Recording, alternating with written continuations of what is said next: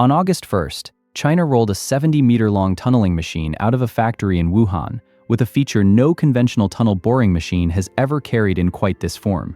The Xianglong weighs about 400 metric tons, cuts a hole 4.55 meters, or nearly 15 feet, across, and its cutterhead is literally open through the middle. That opening is the reason for the machine's new name, BBM, or Boring and Blasting Machine. Instead of choosing between grinding through rock with steel disc cutters or stopping to drill and blast it, Xianglong is designed to do both. In tests on extremely hard rock, its developers say pre-splitting the rock with blasting, Xianglong is designed to do both.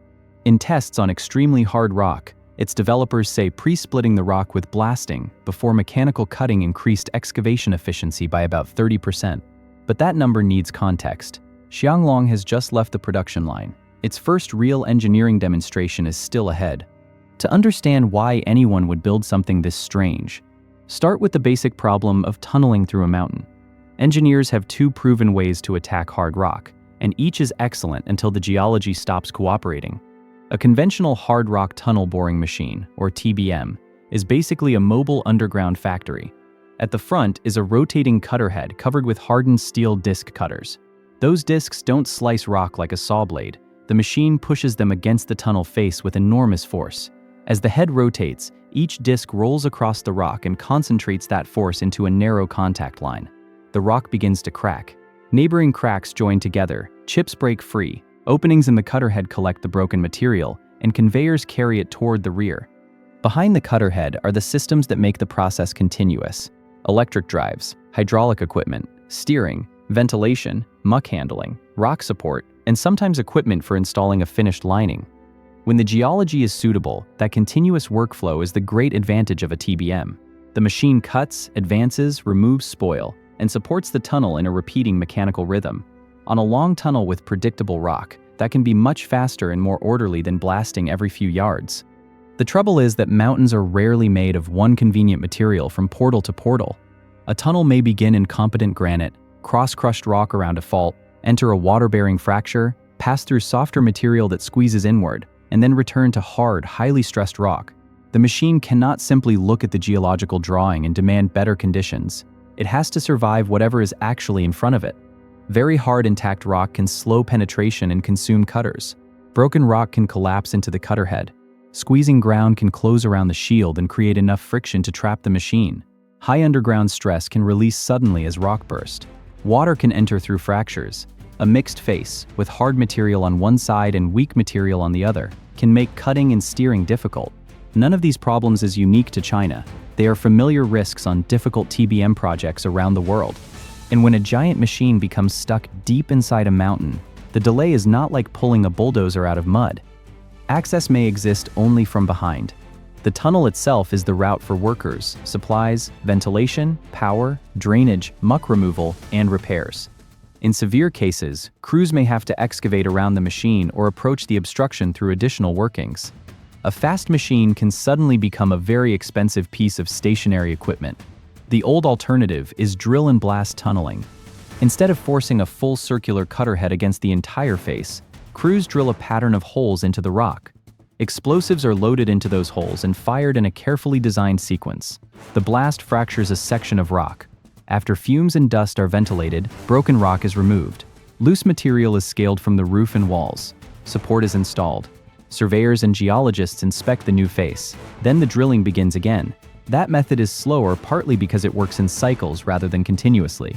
Drill, charge, clear the area, blast, ventilate, muck, support, repeat. Every cycle has operations that cannot simply happen at the same instant at the tunnel face. But drill and blast has one quality that machine designers envy: flexibility. Change the drilling pattern and charge arrangement, and the excavation can respond to different rock conditions or tunnel shapes.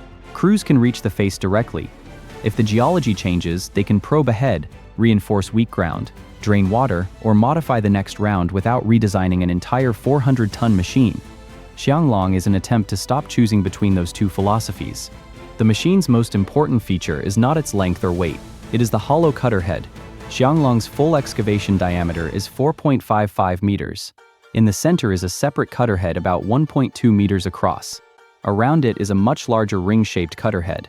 By coordinating those two sections, the machine can work like a conventional full-face TBM, or it can open a passage through the middle of the machine and use that space for work ahead of the cutterhead.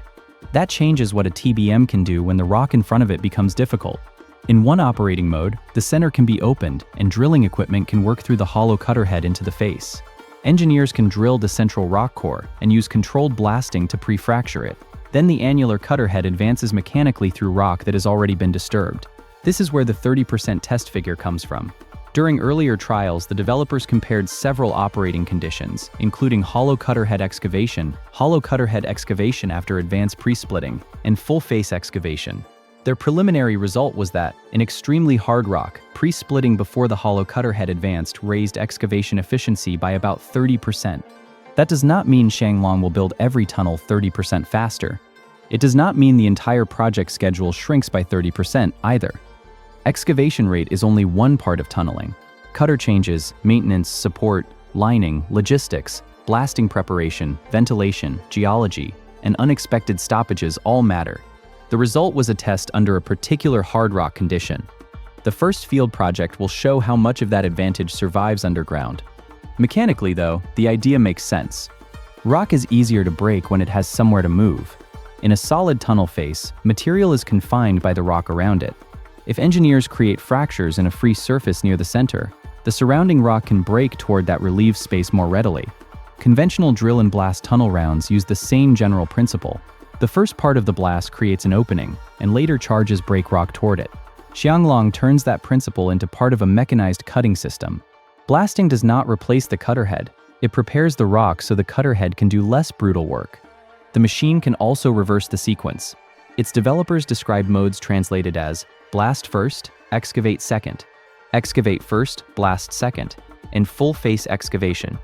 The reason for multiple modes is that there is no single best response to every rock mass. In good conditions, the center cutterhead and outer cutterhead can act together.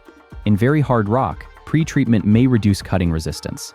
In other difficult conditions, the central opening can become an access route for equipment rather than simply part of the excavation phase. That access route may ultimately matter more than the explosives. A Chinese patent describing BBM construction methods shows how the hollow center can accept different tools depending on the geology. A grouting arm can be sent forward to inject material into unstable fractured rock before the main machine enters it. Equipment can be used to deal with water. Mechanical tools can reach problem areas ahead of a jammed cutterhead. The concept even describes pressure control arrangements for water-bearing ground.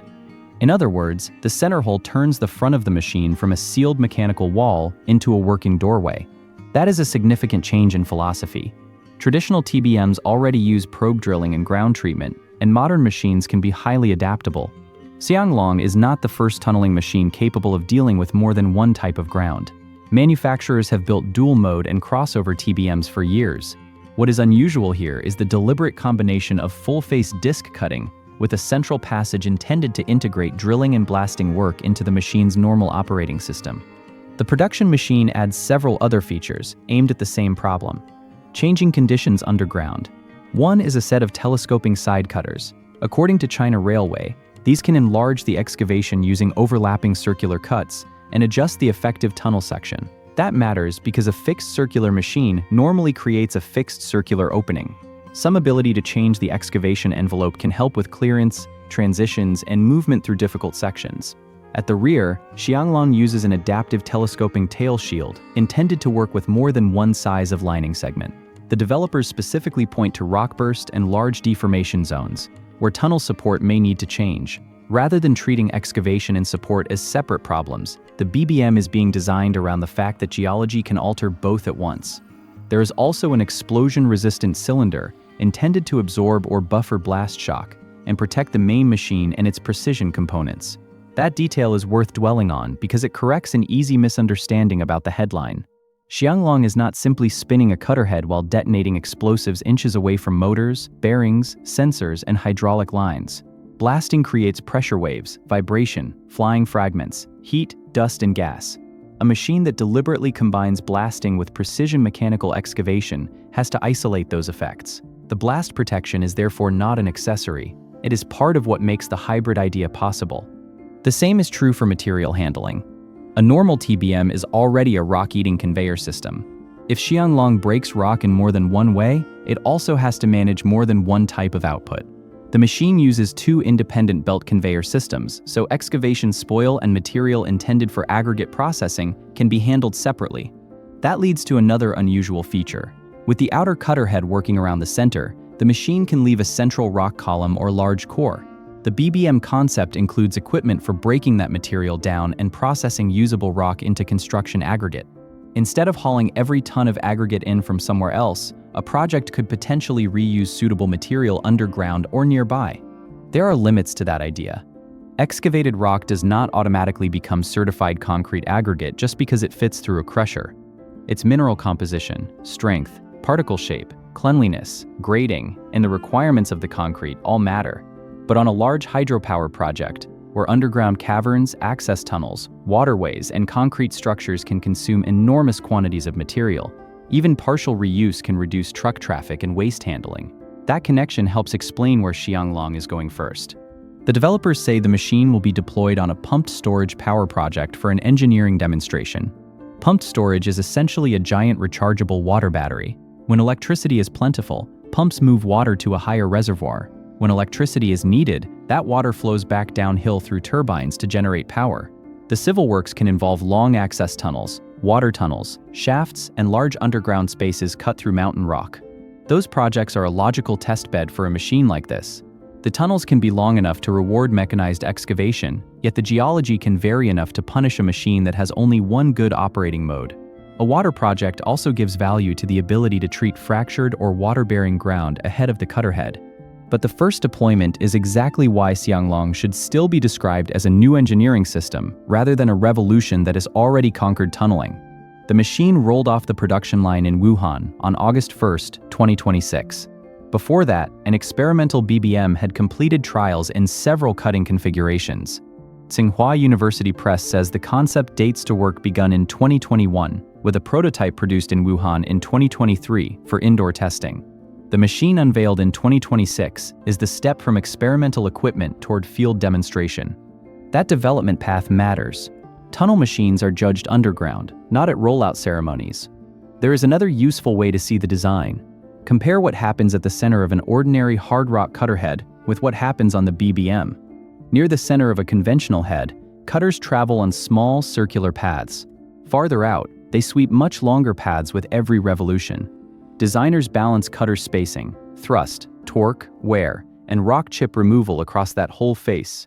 Xianglong separates the central zone from the surrounding ring, so the middle can become either a cutting module or a service opening. That modularity is the machine's defining mechanical compromise. It gives up the simplicity of one solid cutter head to gain access and optionality. The earlier BBM test program was built around that compromise. The experimental equipment did not merely prove that a ring-shaped cutter head could rotate. Researchers tested three distinct arrangements: hollow head boring by itself, hollow head boring after the center rock had been pre-split, and conventional full-face boring with the center cutter head in place. That matters because the developers were trying to answer a specific engineering question: whether the same basic machine architecture could move between different excavation strategies without throwing away the productivity of mechanization. The patent work goes further and shows how broad that strategy could become. For sound rock, one proposed arrangement places the center cutter head and outer cutter head at different axial positions so they can work on related but separate parts of the face. For unstable rock, the center module can be removed and replaced with a grouting manipulator. For water-bearing conditions, the concept describes using the center space for pressure control and drainage equipment.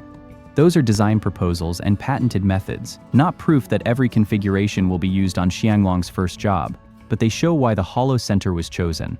That distinction between a production feature and a possible configuration is important with new heavy equipment. A patent can cover more operating modes than a contractor ever needs. A laboratory rig can demonstrate a mechanism without proving its durability. A rollout machine can be fully built while its economics are still unknown. Xianglong has crossed the first two stages and reached the third. It has not yet accumulated the years of field records that established TBMs have. Even the blast first mode will be judged by more than penetration.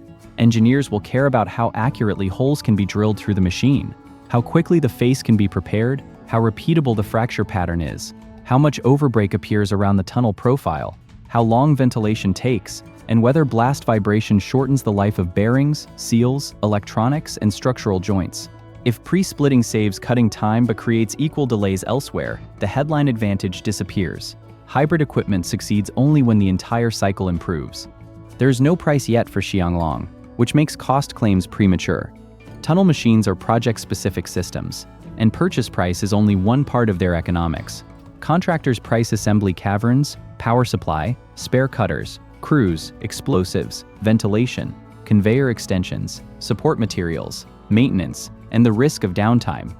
A machine that costs more upfront can still be cheaper if it prevents a months-long recovery from bad ground. The reverse is true. Extra systems that are rarely used become expensive deadweight. Transport and assembly matter as well. A 70-meter tunneler does not arrive at a mountain in one piece. Major sections are moved to the site, assembled around the launch arrangement, connected to trailing equipment and utilities, and commissioned before excavation begins. Every BBM module therefore has to earn its place in a machine that already demands a major underground logistical operation. A factory test can measure cutterhead behavior, power, vibration, spoil flow, mechanical coordination, and the effect of pre-splitting on penetration. A real tunnel adds groundwater, temperature, abrasive minerals, broken rock, cutter wear, alignment control, support delays, explosive logistics, ventilation, maintenance, and month after month of operation. A feature that works beautifully for a short test must also work after thousands of cycles in dust, water, and vibration. The 30% improvement therefore deserves attention, but not worship. There are also situations where the hybrid system may add complexity without adding much value. If a tunnel passes through long stretches of uniform, competent rock, a conventional hard rock TBM may already be exactly the right tool. It has fewer reasons to stop and reconfigure. Its crews know the maintenance rhythm. Its spare parts, cutter strategy, and support process can be planned around a mature operating method. If the tunnel is short, constantly changing in cross-section, or requires frequent access to the face, drill and blast may remain the simpler choice. A sophisticated hybrid machine has to justify the cost of manufacturing it, transporting it, assembling it underground, staffing it, maintaining its additional systems, and eventually removing or dismantling it. And blasting itself never becomes free, merely because the machine was designed around it. Explosives still require controlled handling. Workers still need procedures, exclusion zones, timing, ventilation, inspection, and management of misfires or damaged ground. Blast shock can affect surrounding rock and support. The machine has to be positioned and protected correctly. In projects where vibration is tightly limited, blasting may be undesirable regardless of how elegantly it is integrated. So the real business case for Xianglong is not that it beats every TBM and every drill and blast crew. It is that it may reduce the penalty for choosing the wrong method before the mountain reveals its true geology. That is a serious problem in long tunnels. Engineers investigate the route with boreholes, geological mapping, seismic methods, laboratory testing, and decades of accumulated experience. Yet there is always uncertainty between investigation points. A fault can be narrower, wider, wetter, weaker, or more crushed than predicted. Stresses can behave differently at depth. A seemingly competent formation can conceal a bad zone. The farther a tunnel runs and the deeper it goes, the more expensive a major surprise can become. A machine that can mechanically bore quickly in favorable rock, then use its central opening to pre-fracture, grout, drain, probe, or mechanically treat a difficult zone offers a different kind of productivity. The important number may not be maximum meters per day. It may be how many weeks of disaster the machine avoids. That is also why Xianglong is only about 4.55 meters in excavation diameter. Modern Chinese manufacturers build far larger tunnel machines. A recent shield machine used for a high-speed rail tunnel beneath the Yangtze had a cutterhead 15.4 meters across and weighed around 4,000 tons. Xianglong is not trying to win a size contest. It is roughly 1/3 that diameter and about 1/10 the mass. Its target is a different class of underground work. Long, difficult rock tunnels where adaptability can matter more than creating a highway-sized opening. At about 70 meters long, however, it is still a substantial moving plant. The cutterhead is only the front end. Behind it stretches the machinery needed to drive, push, steer, remove material, support the excavation, handle utilities, and coordinate multiple working modes. The 400 metric ton mass is roughly 440 US tons, so even this smaller tunneler outweighs several fully loaded highway tractor trailers combined many times over. Building one requires more than welding a large steel cylinder. The main bearing has to carry Cutterhead loads while allowing a hollow central arrangement. The drive system has to transmit torque around that geometry. Seals must keep abrasive dust and water away from critical components. Cutter mounts must survive repeated impacts. Conveyors have to clear broken rock quickly enough that excavation is not waiting on muck removal. The shield must support equipment while still allowing the machine to advance. Sensors, controls, hydraulics, electrical power, and mechanical protection all have to function in a confined tunnel where access is limited. China Railway says Xianglong and its core components are domestically controlled, and a Chinese bearing producer has separately announced that it supplied the machine's main drive bearing. That is part of a larger change in China's tunneling industry. 2 decades ago, China relied heavily on imported technology for advanced tunnel boring machines. It now designs and manufactures a broad range of earth pressure, slurry, hard rock, mining, vertical and very large diameter machines for domestic and overseas projects. The important point here is not the national label on the steel. It is what happens when a mature manufacturing base starts combining categories that used to be separate. Engineers have spent years making TBMs more adaptable. Some machines can change operating modes. Others perform probe drilling, grouting, ground conditioning, segment installation, or automated tool changes. Xianglong takes that trend and pushes it toward a more radical question. What if the face itself can be opened through the center, and the machine can temporarily behave more like a drill and blast heading without giving up its mechanical boring system? If that works reliably, the consequences are practical. Fewer emergency bypass excavations would mean less unplanned tunneling. Faster treatment of fractured ground could reduce downtime. Pre-splitting very hard rock could lower the mechanical punishment on cutters and drives, although field data will be needed to show how much. Reusing suitable rock as aggregate could reduce haulage. A variable support system could make transitions through deforming ground less disruptive. None of those benefits requires Xianglong to become the fastest tunneling machine on Earth. It only has to make difficult tunnels more predictable. That may sound less dramatic than a machine that blasts its own path, but it is actually the more interesting engineering story. Tunnel projects are rarely defeated because nobody knows how to break rock. Humans have been doing that for centuries. They get into trouble when the chosen system becomes inefficient, unsafe, or immobilized because the rock changes faster than the construction method can adapt. Xianglong's answer is to carry more than one method inside the same machine. When the face is suitable, use the cutters. When extremely hard rock resists, fracture it first. When weak fractured ground needs stabilization, use the central opening for treatment. When water appears, use the same access philosophy to manage it before committing the full machine. When support requirements change, adjust the rear systems instead of assuming the tunnel will behave exactly as predicted. That is the theory. The first pumped storage project will decide how much of it becomes routine practice. Engineers will be watching advance rate, cutter consumption, reconfiguration time, blast damage, vibration, muck handling, component reliability, maintenance hours, ground treatment performance, lining installation, and the simple question that matters on every construction site: does the machine save enough time and trouble to justify everything added to it? If the answer is yes, the BBM could open a useful new category between two established tunneling methods. Not a replacement for TBMs, not a replacement for drill and blast, a machine designed around the reality that a mountain may demand both. And that is what makes the hollow Cutterhead so important. The giant ring at the front looks like an odd design choice until you realize the empty space is not wasted. It is the feature that lets the machine change its relationship with the rock in front of it. For now, Xianglong is a 70-meter, 400-ton promise sitting at the boundary between prototype testing and real construction.